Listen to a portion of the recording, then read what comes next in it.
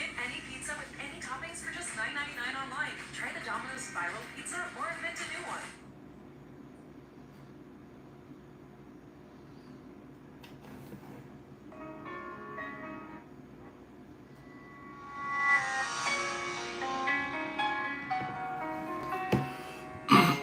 Good morning, fellas.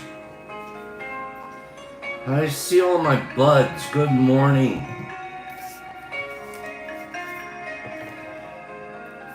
I hope your day is starting out wonderful. Just being here makes it wonderful, said Pops.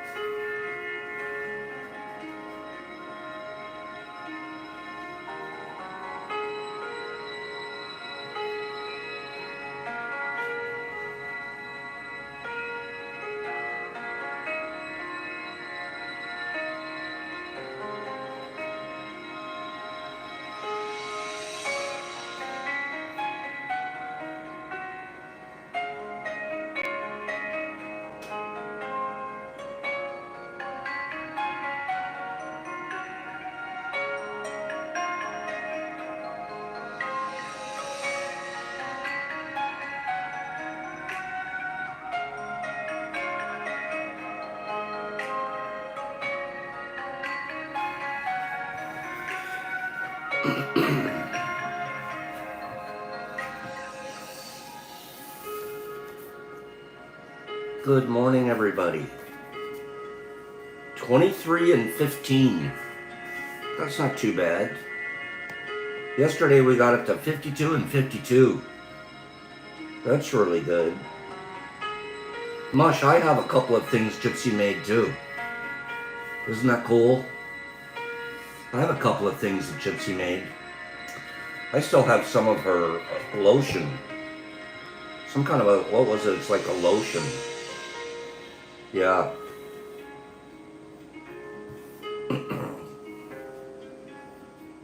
Might even be like a chapstick. What is? I'm trying to remember.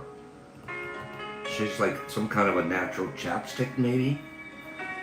Good morning, everybody. And good it is. Good morning. It's sure nice to see you guys here this morning. Yeah, that's what it was a chapstick. I thought so, Gyps. I still have a tube or two of that here.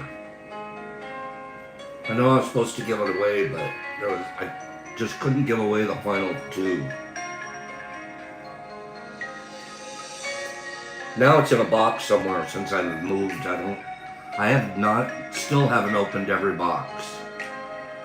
I have an organized garage instead. Good morning. The double tap isn't working. Mark said so. Okay. There's other ways to like, right? Can't you just push a button somewhere or something? Is there a button? I don't know. I know, Gypsy, I have like a box that came from the old studio, the old office area, filled with a bunch of goodies from you all, and I still haven't opened it back up. I need to get on that sooner or later, probably later. Pops is busy. Pops is busy. It's hard when, Pops is busy. Morning, Mr. Phillips, and Trenty the Trenty Trenterson.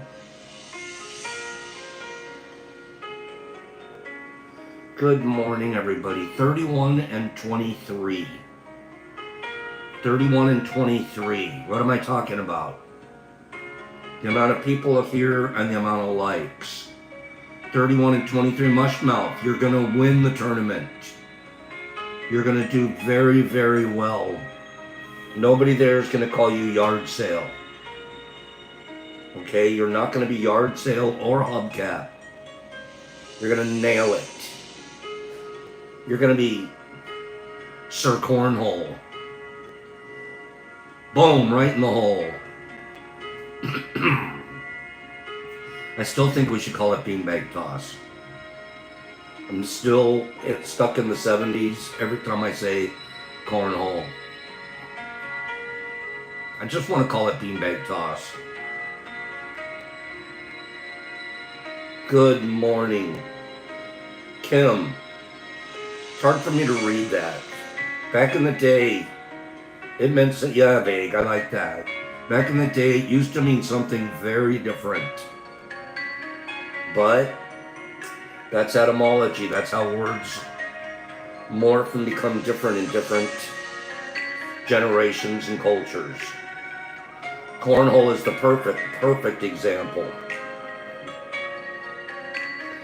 What corn has a hole anyways? Why do they have to be cornhole? What corn has a hole anyways? If you think about it. There's other things that you could like do holio. Like maybe watermelon holio.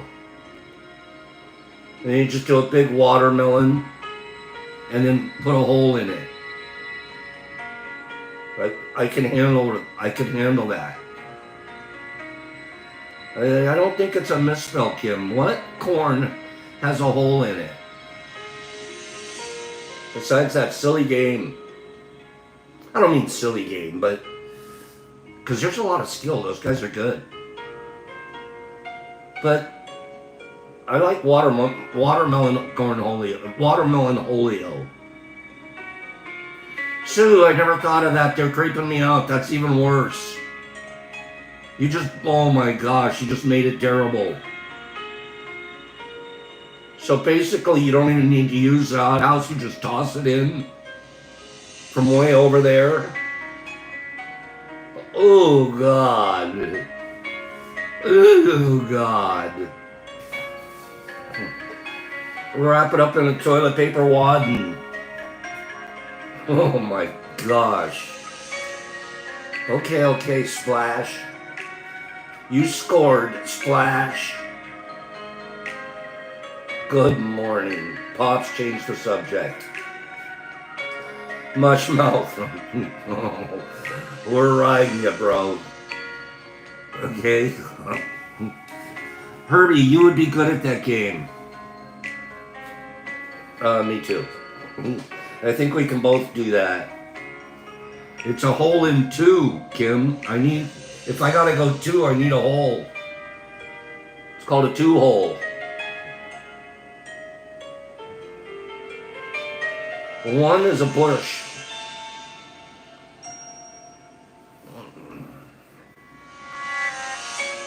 I don't remember, Mushy. What in the world? Who thought of, let's call it cornhole. The corn does not have a hole. That's all I want to say. That's how I'm going to end this conversation. Okay? Good morning, Pacers. I see everybody out there. If I didn't say good morning to you, I just want you to have a divine day, especially if your name is Laura. And then if Deborah's around, we all know she's a pearl. She lurks a little bit. She's a half a lurker. Kimberly, that's a fancy outhouse. I don't know if I've ever, well, maybe I have, like in the service or something. 3-hole. I don't know. I'm changing the subject. I don't want to talk about cornhole anymore. If we can change it to bag toss across, bean bag, then I'm in. I don't know, Joes, that's a stretch. That's a stretch, Joey. You gotta throw it all the way up to the top of the silo and hope one ear of corn comes tumbling down. Maybe. Good morning. Jesus Christ. I knew you'd have something to say.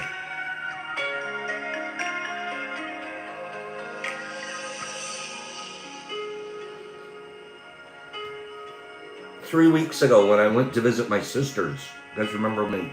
I keep talking about it because I had such a good time. We went to Rehoboth Beach. Delaware,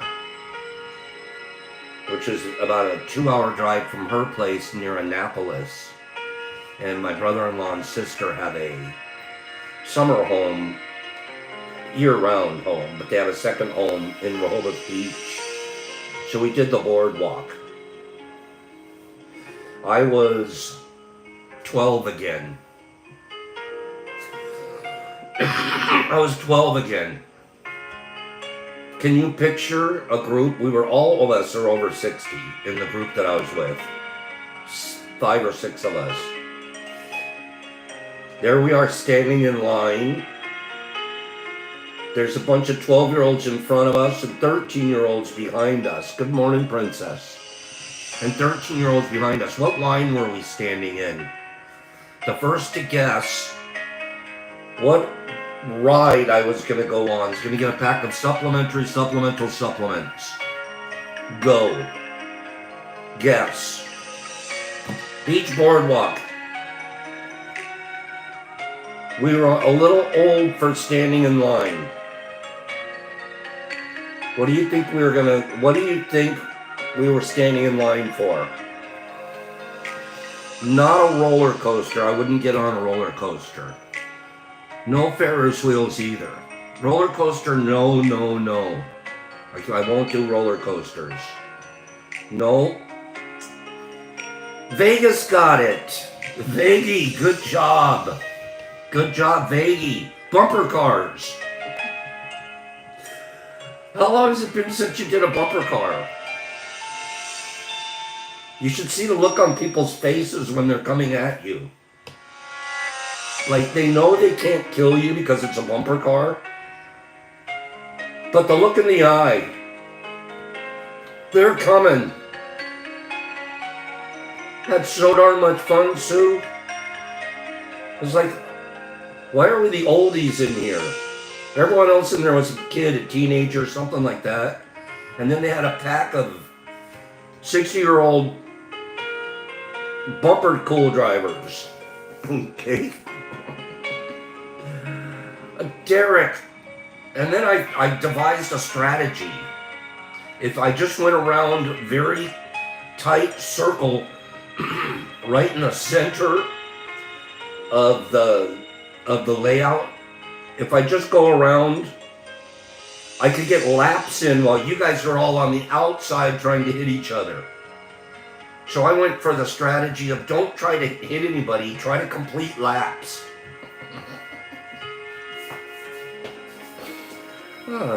Who has a bumper car strategy? Like you can win. I'm like, I got more laps than anybody else. Yeah, it's some kind of a rink. But like they have a center divider in it. And I just like hugged that. And I went around that while everybody else is outside picking each other off. Cleaning, it's all one speed. There is no, once you hit the pedal, you're going X speed. There's no change. There's no acceleration, deceleration. Okay? Just hammer down. I'm not kidding you. How come the oldest guy in the rink, second oldest, my brother-in-law's a little older, how come the second oldest guy in the rink wants to win? Everyone else is out there, wee! We're having fun! And I'm out there, laps, man, count the laps. I'm winning.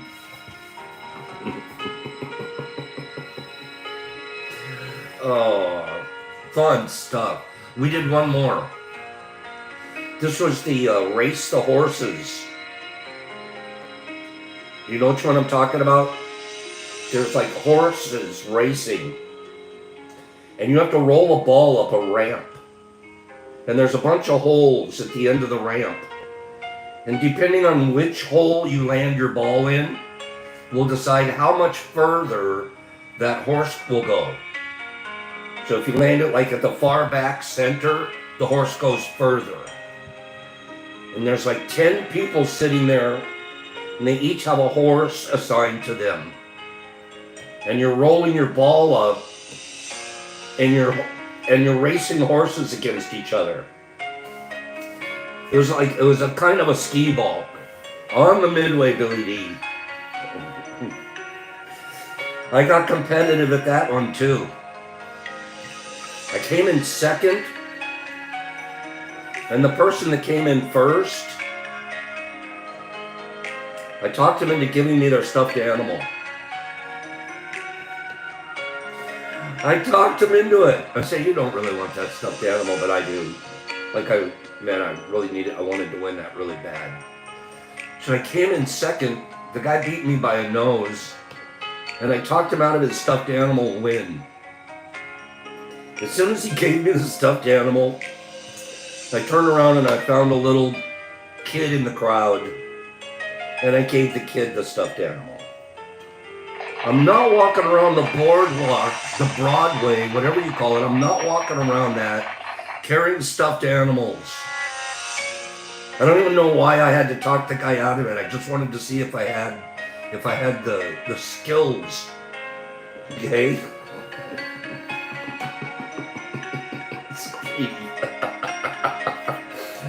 Oh, jeez.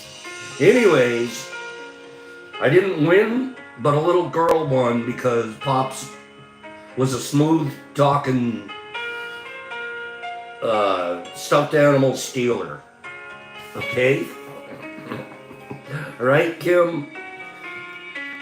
I popped that thing right away from Vegas. Send me your address, doll. Vegas. I'm sorry. There I go using that word. HB. I was like all charming and everything. I made friends with him. Okay, here's the truth. We actually agreed if either one of us won, we were going to give the other one the stuffed animal.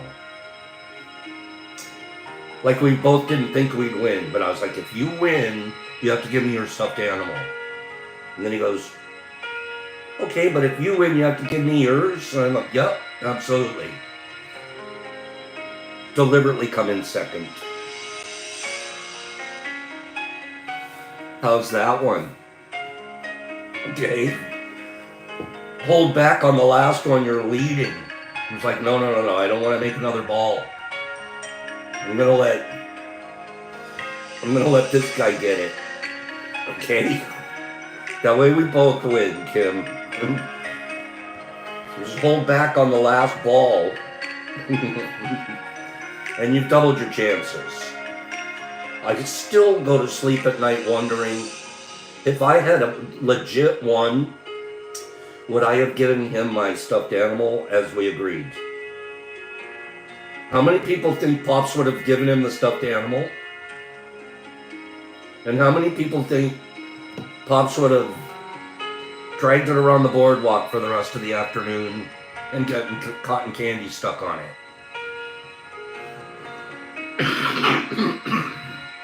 Which would I have done? Kept it? Or given it to dude?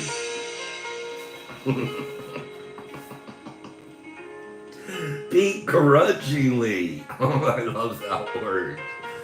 Okay. I didn't even try cotton candy. I didn't keep it. I got it and I gave it away.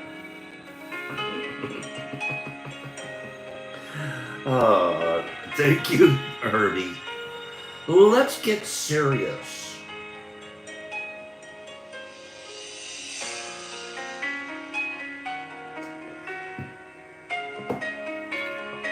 Give me 5 people. I'm going to read something here. Let's get serious. I'm going to read something here. And then you guys tell me if you want me to read more. Give us more, Pops. Matthew Wiz Buckley went from landing F-18s on aircraft carriers to trading millions on Wall Street. Good morning, Emma. But it took losing 16 fellow pilots and hitting rock bottom with addiction to discover his true mission. Now this former Navy fighter pilot is leading the charge to bring psychedelic healing to veterans and first responders through his No Fallen Heroes Foundation. We asked Wiz how Ibogaine saved his life after decades of trauma, why he thinks psilocybin could work just as well for treating brain injuries, and what happened when he walked into the VA secretary's office to make the case for psychedelic therapy. Interested? Should I go on?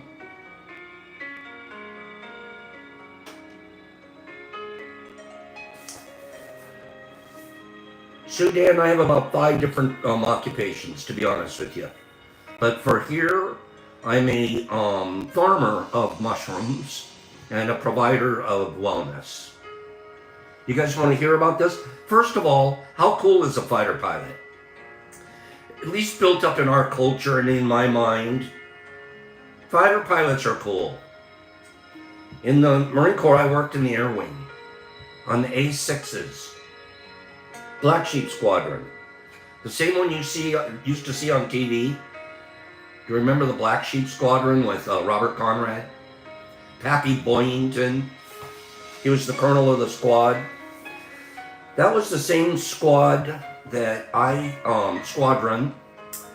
was assigned to and worked for my last 2 years in the service after I had been on the rugby, and then I did some crypto work, and then went to the Black Sheep Squadron.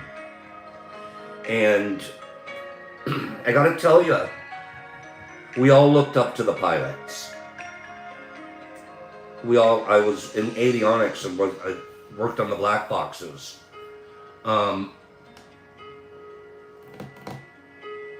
We sure looked up to our pilots. I don't remember. There was 1 or 2 that were a little on the cocky side, don't really care for them. But 9 out of 10, 19 out of 99 out of 100, exceptional people. Just like almost the pride of America. Then you hear about stories like this. What were the life experiences that led you to start the No Fallen Heroes Foundation? It's been a lifelong journey that tracks back to my childhood. I was born and raised, Right Hakes, in South Philadelphia, one of 6 kids in a typical Irish Catholic family. I was one of 6 kids in a typical French Catholic family. I was sexually abused as a child. Not me. And then my middle sister Monica was killed by a drunk driver when she was 19. Her death was like a hand grenade to our family. I had a lot of childhood trauma, and I lost my faith for decades. And what would somebody with childhood trauma do? Go in the military. I always knew I wanted to fly fighter jets off an aircraft carrier. So I became a Navy F-18 fighter pilot, and in 15 years of flying fighters, I lost 16 buddies in mishaps. They were all training accidents, not combat losses, which is even more devastating because it feels preventable. I also lost 4 F-18 brothers to suicide, including my best friend, who was a groomsman in my wedding. That's a lot of suicides. After 9/11, I got furloughed from American Airlines, where I'd been working as a commercial pilot, and I ended up on Wall Street with a volatility options trading firm. I went from fighter squadron, where you trust people with your life, to an office where I couldn't trust somebody to watch my wallet for 5 minutes. It was a horrible atmosphere. It pushed me further away from my wife, kids, and my mission. I got wrapped up in the cocaine and alcohol culture. I was making more money than ever, but feeling hollow. I know that feeling. 5 years ago, when my most recent F-18 buddy killed himself, I looked at my wife and I said, "We're not pharaohs. They're not going to put this money in our casket." So we started a foundation to try and do something about veteran suicide. Then a close friend told me about the Navy SEALs going to Mexico for psychedelic therapy. I signed right up, but I had no idea what I was getting into. Why do you think it worked for the specific challenges fighter pilots face? The interviewer asked. Good morning, Fifi.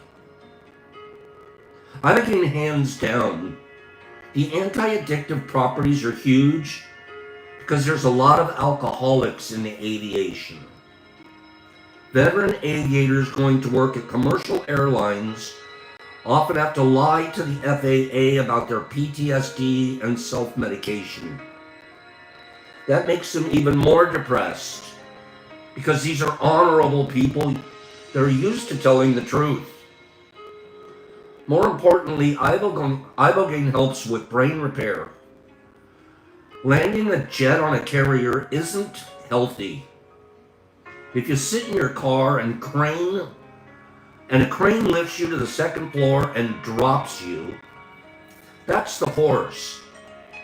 Then there's the catapult shot, which goes from 0 to 200 miles per hour in a second, sending your brain to the back of your head.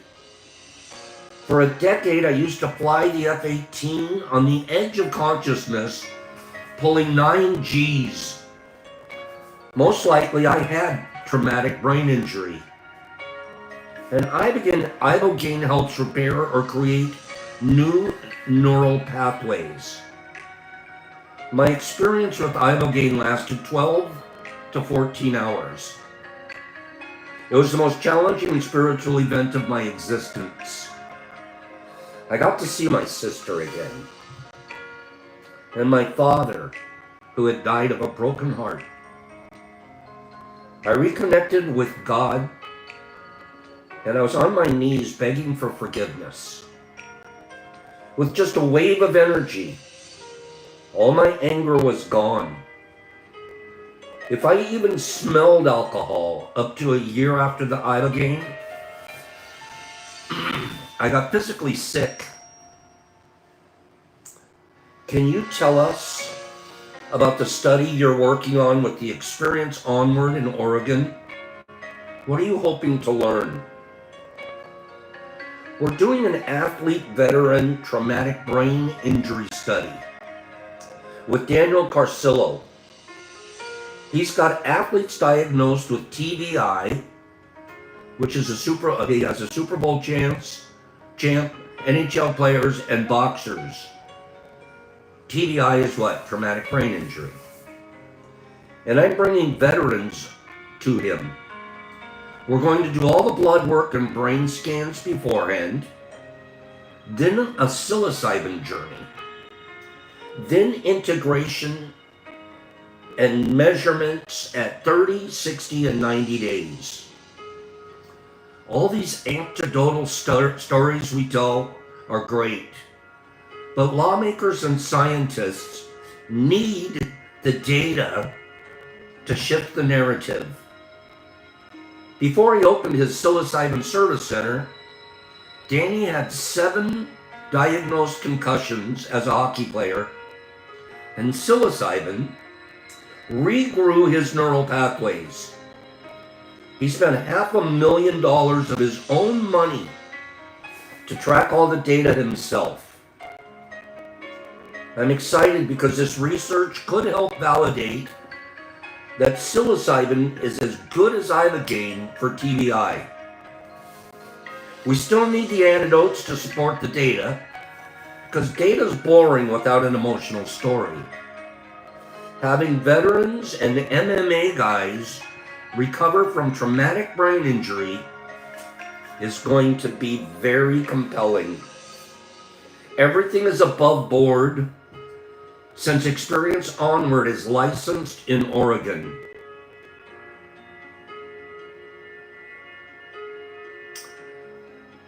I'm almost done here. Is this good so far, you guys? This is good. He's had the experience with ibogaine. Anecdotally knows about psilocybin, but it's, you know what, we need to run tests and get data and get proof and get winning stories so we have more ammunition to support the narrative. These aren't joking around kind of guys either. These guys aren't out there on the edge, fringe of society people. Interviewer. You recently met with the VA Secretary, Doug Collins, about psychedelics for veterans. The VA Secretary, by the way, is 100% behind psychedelic-assisted therapies. 100% behind it, and he's pushing it at the cabinet level. I'm telling you, we're not far away from it federally being an approved process with the FDA on board.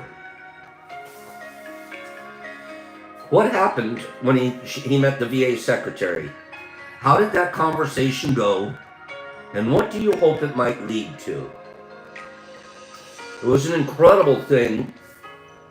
100 days into the administration, I hadn't heard anything bullish on psychedelic, despite J.D. Vance talking about it on Joe Rogan, Pete Hegseth sharing his friends' life-saving experiences, and RFK Jr. tweeting that ibogaine being Schedule 1 is absurd. So I took a flamethrower to the VA Secretary on Twitter, and he responded. The next day I woke up to a direct message from Secretary Collins saying he loved what I was doing and he wanted to meet. I'm going to tell you that that's leadership material right there. He's getting torched by a guy on Twitter, the VA Secretary. And instead of taking it personal, he looked into it and said, this guy's got a track record. He's making sense. I'm not going to take him torching the Veteran Administration personal. I want to meet him in person. I want to hear what he has to say in person. I don't know about you guys, but that sounds awfully rare in today's atmosphere. I'm giving Secretary Collins a big thumbs up. Anybody else want to give Secretary Collins a big thumbs up with me? He loved what I was doing and he wanted to meet. I walked into the VA headquarters and I went up to the 10th floor corner house overlooking the White House. He's in the corridors of power now, baby. The secretary came in and said, if anybody's going to do this, it's going to be us. And if it's going to happen, it's going to be now. I hit him with 2 main points. First, vouchers.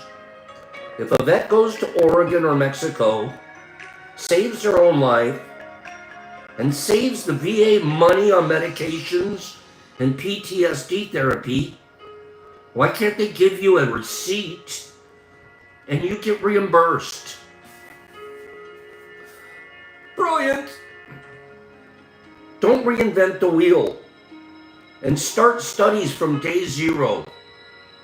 There's existing data from people like Deborah Mash, who have been working with Ibogaine since the early 1990s. I told him, you're an Air Force colonel, so you know how the military works. We don't attack A to get B to get C. We attack A through D in parallel. He was very receptive. We talked for over an hour. It was my 4-year anniversary from sitting with the medicine, and there I was, meeting with the VA secretary. Pretty incredible full circle moment. How much do you love the voucher idea? If we can save the government money on our mental wellness, don't give me the money. Just reimburse me. I'll give you a receipt. What's your take on the biopharma companies developing novel psychedelic compounds? Do you see this as the right approach? His answer: I'm on the fence. Look, I get it. We want our Starbucks, and we want it now. Someone only has an hour to heal between yoga and picking the kids up. Not many people want to get their ass kicked for 14 hours like I did with Ibogaine. Some people can't sit with the medicine. Maybe they have heart issues or a family history of schizophrenia. For those people, if you can take a pill and heal, good on you. But taking the sacred out of the psychedelic makes me pause. I needed those 14 hours. It was like a divine court case overseen by God. It wasn't as simple as, love your wife, stop drinking, go home. I needed all of it. I'm on the advisory board. First of all, I couldn't agree with this guy more. I'm on the fence too. I'm not shooting down synthesized. I'm not shooting down the quick heal, the 2-hour pill. I'm not. It's got to be right for some people. But let's make sure we don't take the sacred out of it. I'm on the advisory board for Deme RX with Dr. Mash.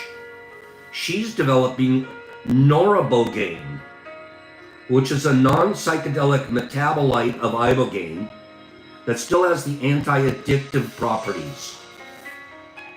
It could potentially treat the 29 million Americans with alcohol abuse disorder with just a couple capsules. I support the effort, but I'm also there to keep an eye on it. I want to make sure there's a program where veterans don't pay a dime. My big fear is that Big Pharma swoops in and buys these companies for obscenely low amounts of money just to shelve the medicine. Or that they come out with something new that's $30,000 for a single use. But I sleep at night knowing, wait for it. He and I sleep at night knowing. We sleep at night knowing you can't patent a root, a toad, or fungus. Sorry, Big Pharma, you can't patent how it's done. We'll always be doing it here in Detroit. Never selling out. Why don't we attack in parallel?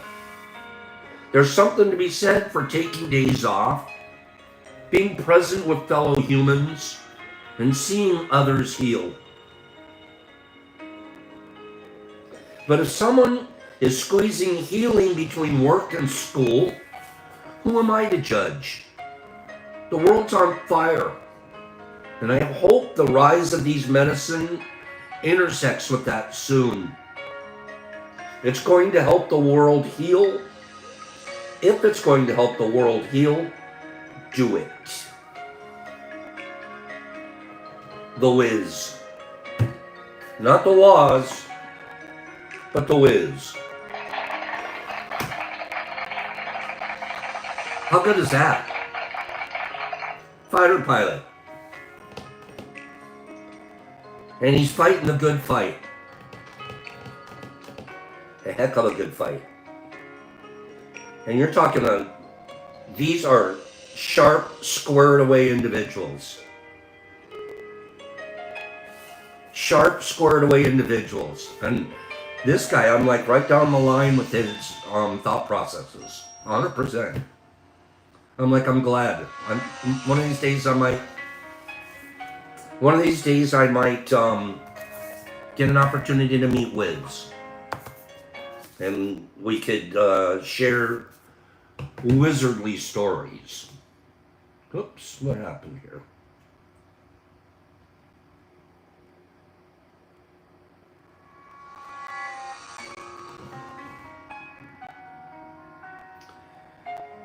Derek, I agree with you, but you know what?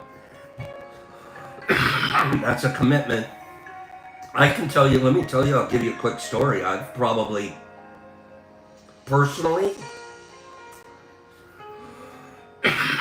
between everything I've done in the last year, 4 years, a little bit over, I'm in the 100K category. Much of it's re-rolling stuff that you guys are helping me with and rolling it back in, but we're, I would say, easily over 100K invested in all of our situations. Given away, we give away here. This is no lie. We give away, I would say, $300 worth every week. Not just here, because here is not the only place.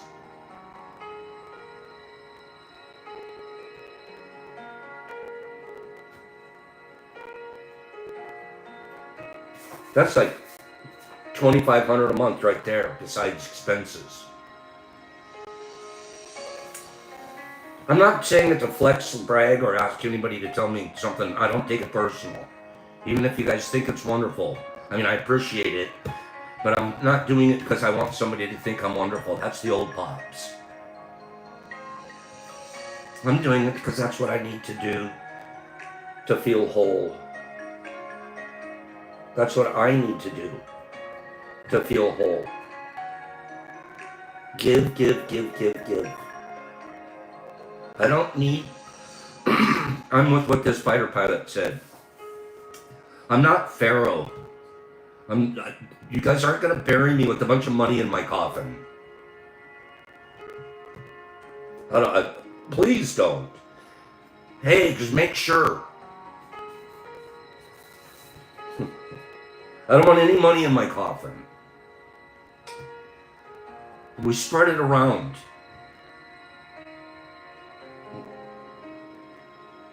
Last week alone, I'd say five people. And I've told you guys this here, so it's still available. If you're hurting out there and you don't have fundiolos, just write to me. We'll figure it out. Right? Just write to me. Now, if you're the guy that's writing to me every week and you're partying, we'll figure that out too. And I'm not going to be too involved after a while on that.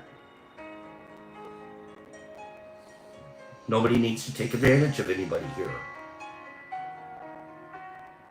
But we're available. This week alone, last week, about 5 people. Pops, can you help? And if somebody says that, it's important to see if I can. I woke up to a message this morning. I haven't replied yet, because I will after the show. I'm not saying this. Please understand when I tell you guys this stuff. I am not looking for attaboys from anybody here. I am building my own self-image. Do you know what I mean? And I'm trying to lead by example.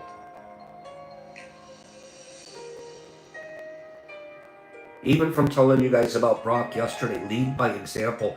Everybody has a problem in their life. How are you handling it? That's what's important.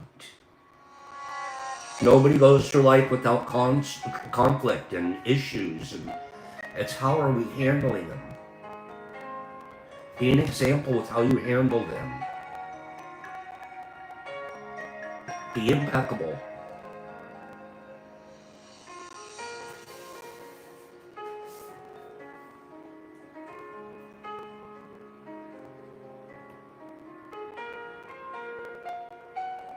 Have you been giving yourself away this week? I didn't say, are you letting people take advantage of you? I said, have you been giving yourself away? You want more? Give.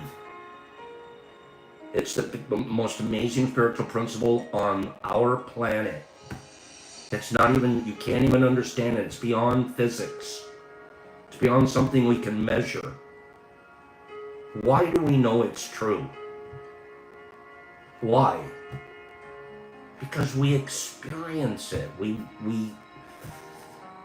When I desperately clutch onto something and don't give it away, it's not really mine. When I'm able to give something, you can't give something that doesn't belong to you. Does that make sense? You can't give something that doesn't belong to you. So the more you give, the more that belongs to you. And the universe replaces it. The universe doesn't say, sorry, you gave, now you're done. It says you gave, you're open for more. I didn't used to know this. I didn't. I used to chisel and cheat and fake the taxes and round up on the receipts and just do all. I'm not in a big way, not in super like, but you know, all the way back to the Marine Corps. I gotta find a little chisel. I gotta find a little angle. I gotta get extra leave. All such selfish, greedy stuff.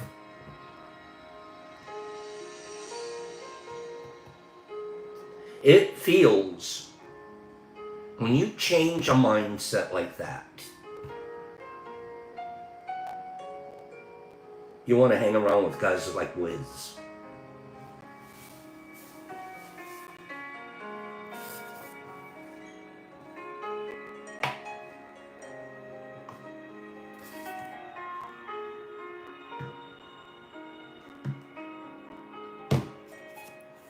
Let's do another giveaway right now. I've got a number in my head. Numbers between 1 and 50. The number in my head, go. I'm going to get a pack of supplementary supplemental supplements sent out to somebody that says the number that's in my head right now. You can put up to 3 numbers on a line at one time. Help me feel good about myself. I'm going to give something away here. About a quarter ounce of supplementary supplemental supplements. I haven't seen the number yet that's in my head. You're going to have to trust me because I didn't push a button to come up with this one. 100 people is here. There we are. I still haven't seen the number. 100 people, get down between 1 and 50. Okay? I'm waiting for a number. I still haven't seen it.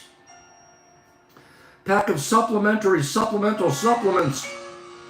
Sharon the Sparky Sparkerton. Have a good day. I still haven't seen the number, J Money. Those weren't it. No, I'm waiting. 100 people. 100 people. Number 8. 100 people, you got this. Number 8. Haven't seen 100 people in a minute. The universe said go pop on tea and get yourself supplementaryized. 100 people. Okay? So send me your address at the Detroit Mush Lab at gmail.com and I will send you a pack of supplemental supplements. Give me 5 people that love it when I say that. I do. I like saying supplemental supplements. It's silly. People sometimes are, what kind of supplements are you talking about, Pops? Okay. Give me 5 people and supplemental supplements. Okay.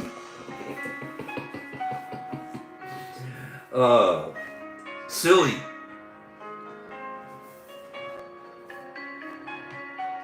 There's 3 things that are all, what the heck do they mean?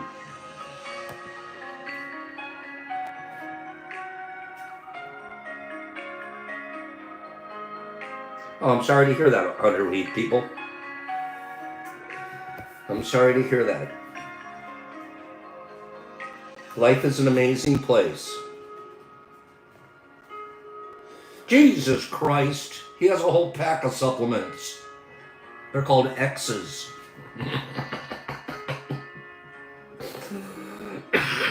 Jesus, you're crazy. Let's talk about 3 things over the course of the next couple of days. Pride, hubris, and humility. You know, we've been taught pride's a bad thing. Pride goeth before the fall. I argue today that we've blown it with the concept of pride. I would argue today that we've blown it. We don't give our kids very much to be proud of anymore. Especially everybody gets a trophy for participating. Kind of belies the idea of a trophy.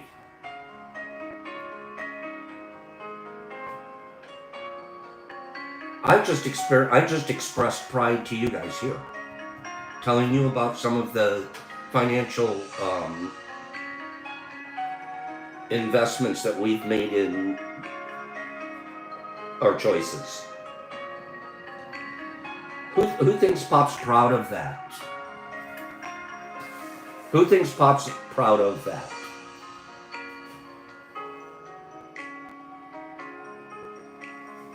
Not in a bragging way, not in a cocky way, but in a way it was like, can you imagine you're really being that guy today? Pride's giving me that. Pride gives me that. I'm allowed it. My culture's told me no.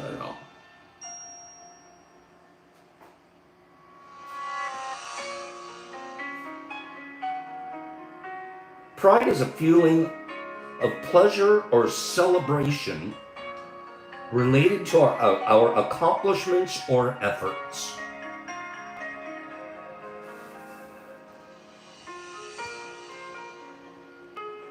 Right, Higgs? Pride is a feeling of pleasure or celebration related to our accomplishments or efforts. Oh, you're not supposed to celebrate. You're supposed to be humbly sit in the corner and pretend you didn't accomplish anything.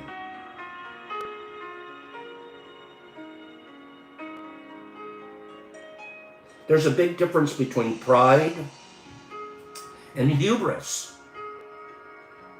Hubris is the side of the scale we don't want to go to. We have a scale, a pride scale. Hubris is at the top end of the wrong end. Hubris is an inflated sense of one's own innate abilities that is tied more to the need for dominance than to actual accomplishment.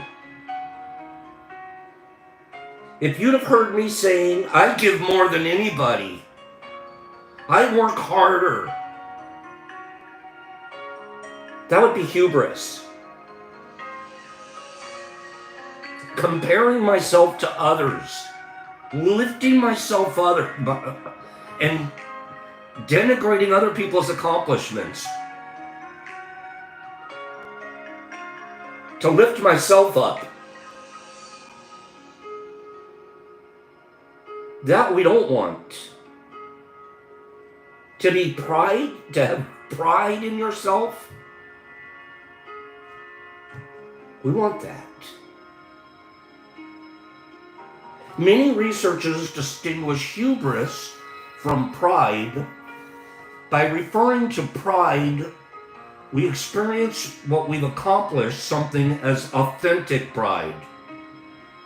Authentic pride typically has a positive connotation.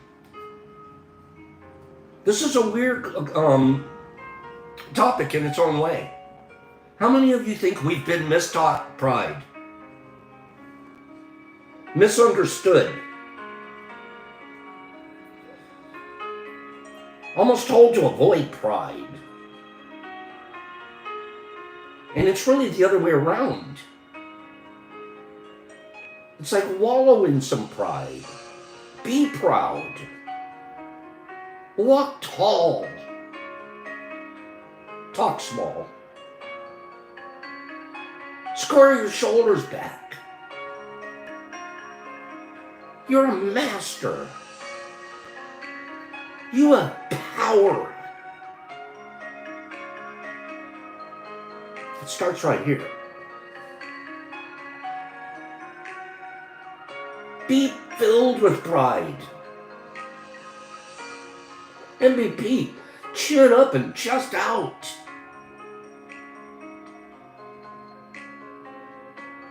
That's authentic pride. Authentic pride includes words like accomplishment. Accomplishment. Mastery. Triumph. Confidence. Self-worth. I know, you guys are, oh, but you might take it too far. Then it's not pride anymore. Now you're delving into hubris. I like that, Kim. Researchers Lisa Williams and Joel Davies explain that we don't just feel pride about our accomplishments. There is also a family of pride experiences. I can feel proud of myself. I can feel proud of you. And I do this all the time. I'm proud of us. I'm proud that 50 people every day get on board here, live. With another 600 to 800 a day, following up with viewing today. That is a source of pride. And it shouldn't just be mine. It should be all of ours. We belong to a group that's doing good stuff. We're not a motorcycle gang out there terrorizing people, ripping people off, a Wall Street gang trying to figure out how to get money out of your pocket today. What a good group. You know how we grow? By admitting we're proud. No, we're not that great. We're kind of shabby at this. We're lucky to be here. Get out of here. You're allowed to be proud.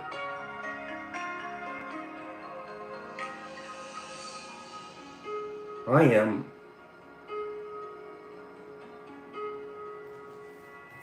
If you take in the research across the board, authentic pride, or feeling good about what we accomplish, is a healthy thing.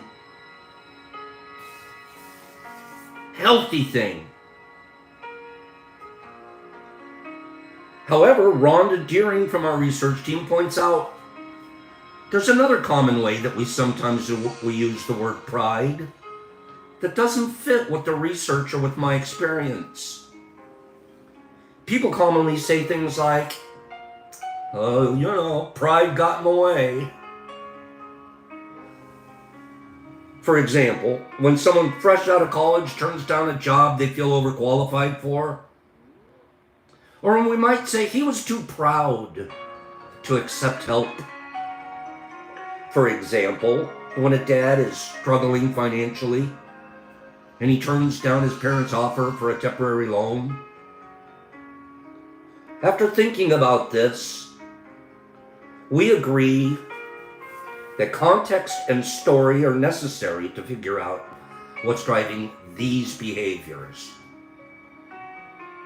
We find out it isn't pride at all. He's too proud to accept help. That's not pride. That doesn't fit with authentic pride. Usually it's one of three things: fear, shame, and defensiveness. When you feel yourself too proud, it's probably not pride at all that you're feeling. Because too proud isn't a thing.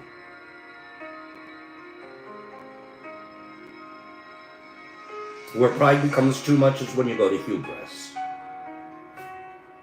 Hubris being that inflated sense of one's own innate abilities, and it's tied more to the need for dominance than to your actual accomplishments. We'll touch more on hubris tomorrow. And then we're also going to look at humility. And you would think pride and humility don't go together, but they do. Think of the oxymoron in this.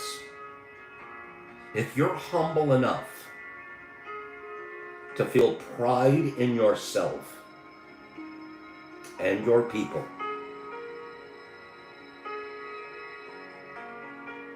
you are well on your way to mental health. You are feeling, your brain is clicking in a great place.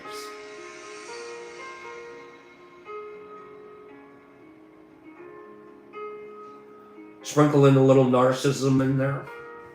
Oh, Pops is a narcissist.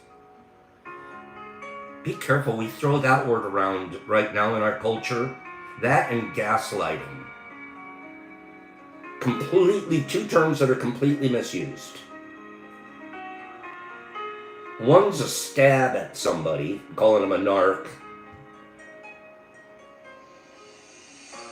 And the other is a complete, usually, justification for why somebody doesn't do something. Go back and watch the movie. Alfred Hitchcock. That's gaslighting. Narcissism. Do any of you know a narcissist?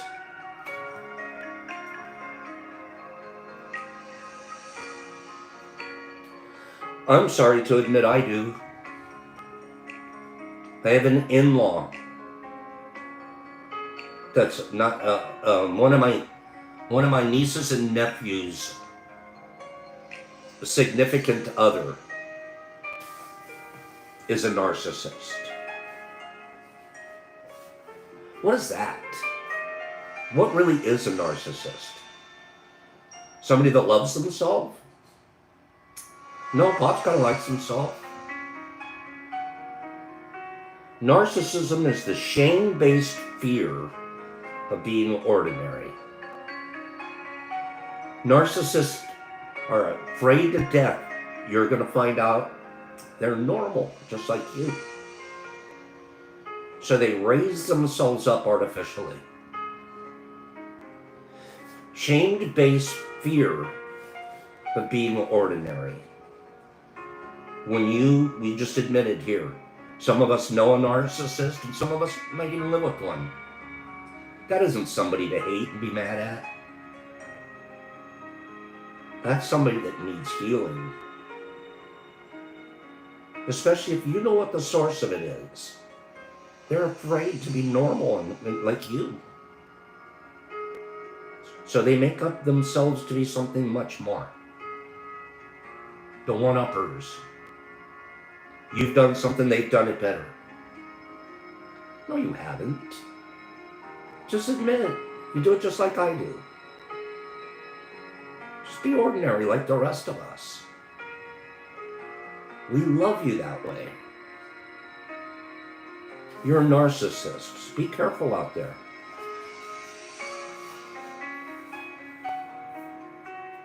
A narcissist is just, it's like someone saying they have a depression disorder. We can work with them. Psilocybin's known to heal that. Why? Why? How does psilocybin help heal narcissism? Who's got the answer? It's a simple one.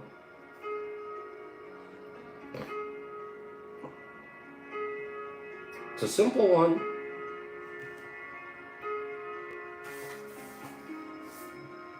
How does it? Those are good answers in HB. That's it, Robert C. Ego death. Ego death. Once you can kill the ego, narcissism is a non-ism anymore.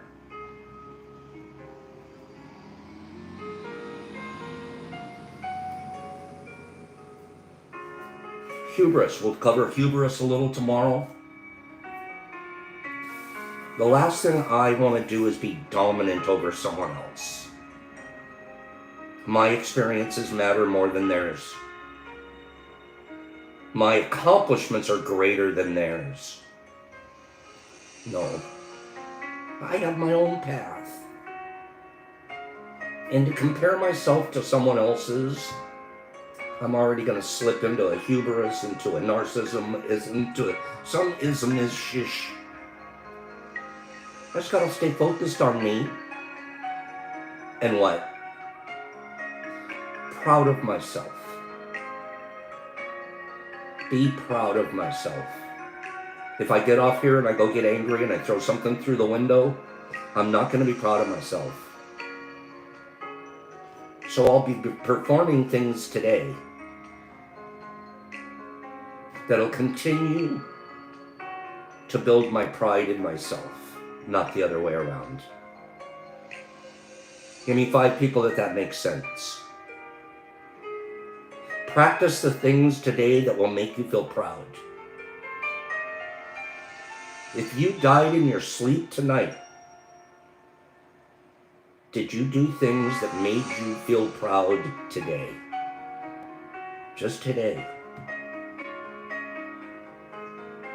Don't think pride's a bad thing. Have it.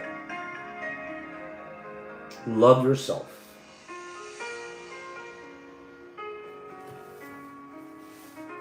Great, great message. Pride. We got it all wrong. Oh, that guy's a proud side. Pride. Is it really? Do you see how self-actualized that person is? How peaceful? They don't need to tell anybody anything. They just are.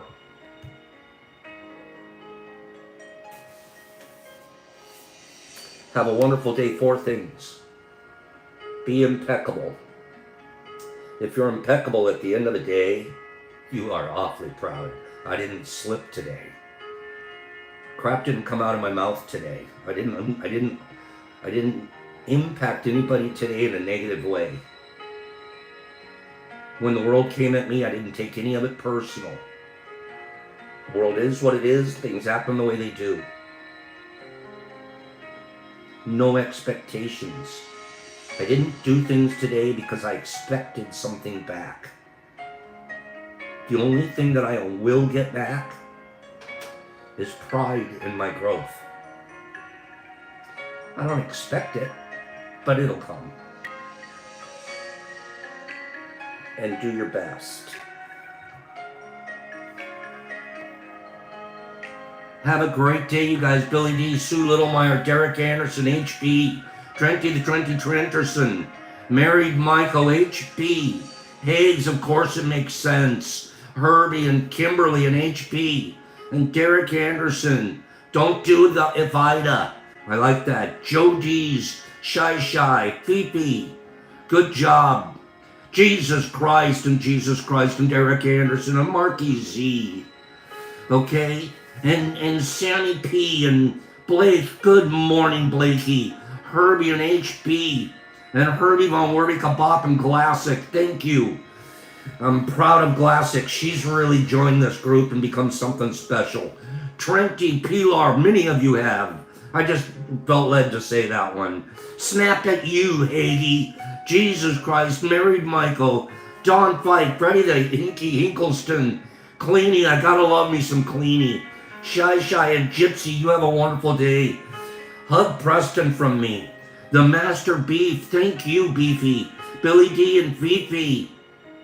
Jolie, there she is. Nurs and Jesus Christ and Married and Oreo and Michael Shanti Patterson. Mushmouth, have a great tournament today. Jesus Christ and Cat Meowzilla. 100 people are here today. Dove's Eye. Laura Devine, no Amanita here that I know of, Dove. Clean Grow, Lucky Lures, Married, Notorious, and Jesus and Herbie Malwerica, Broken Furby Kabak. Derek Anderson, I love you, Sir D. Justin, he's okay. Freddie and Kim and Married Michael and Joe D's and Nurs and Calico Kitty Cat and Jolie and Herbs and one YouTuber or something. Good morning, Marky Z, Joe D, Gypsy, Derek, Married Michael, Jesse James, Zozo LSD is here. Dove's Eye. Don't feel alone, there's other things, just not Amanita. Married Michael, Jesse James, Joe D's, Pops, peace, love. See you on the flip side right here tomorrow, 9 a.m. Eastern Standard Time. Be kind. And be proud.